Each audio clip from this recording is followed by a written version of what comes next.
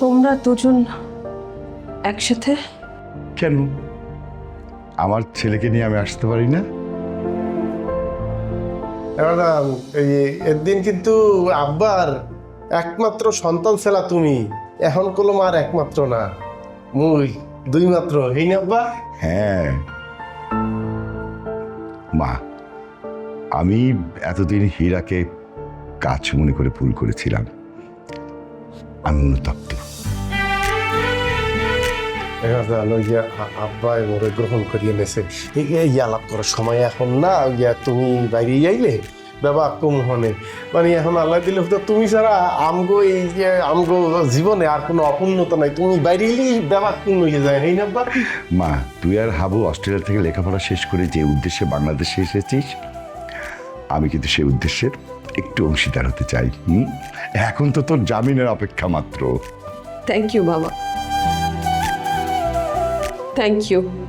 Sir, ওই ময়না তদন্তের report নাকি আমাকে মনের মতো দিতে অস্বীকার করছে খলিল স্যারে। হ্যাঁ, ওই যে আপনাদের গ্রামের কোন ডাক্তার আছে, কি নাম আমি ভুলে গেছি। ডাক্তার শহীদ স্যার। ইয়েস, ডাক্তার শহীদ। সে তো ঢাকার একটা হসপিটালের সহযোগী অধ্যাপক, বিসিএস ক্যাডার, সরকারি ডাক্তার। খলিল সাহেবের কাছে সে দেখা করছে, তার সাথে কি কি বলছে? মানে কি কি কইছে আপনি শুনতে পারেন না? মানে কিছু তো কইছে আপনারে।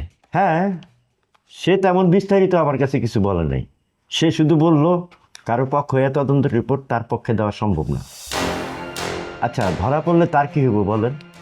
স্যার, আপনি কি সত্য করিয়ে বলেন তো, মানে তারা আসলে কতটা হাসায়, মানে কতটা হইলে ওই ময়নাতদন্তের রিপোর্ট মানে আমাকে ঘরে হইবে? শুনেন, 5-10 লাখ টাকায় কি নিজের মতো কইরা ময়নাতদন্তের রিপোর্ট পাওয়া যায়? এটা হচ্ছে কোটি কোটি টাকার খেলা।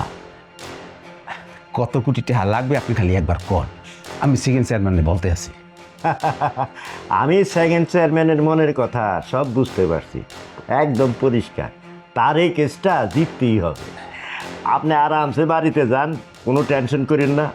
কিন্তু তারে বললেন 5 কোটি টাকা রেডি রাখতে, সময় কিন্তু 1 সপ্তাহ। আমি এটা ফাইট দিব। আমার মনে হয় কি স্যার, আপনার এই প্রস্তাবে সেকেন্ড চেয়ারম্যান রাজি হইবে। ঠিক আছে স্যার, আমি গেলাম। আচ্ছা, আসসালামু আলাইকুম। বলবেন না? জি স্যার, জি। সময় 1 সপ্তাহ। আশ্চর্য, এই সেকেন্ড চেয়ারম্যান মিথ্যাকে সত্য বানানোর জন্য তার জমি জমার ধন সম্পদ সব ব্যস্তে রাজি। যাক, জীবনে তো চান্স বারবার আসে না। এইবার যখন আইছে, আমি থাকবা মেয়েরা চান্সটা নিয়ে নিব। এইটা আমার উস্তাদের কথা।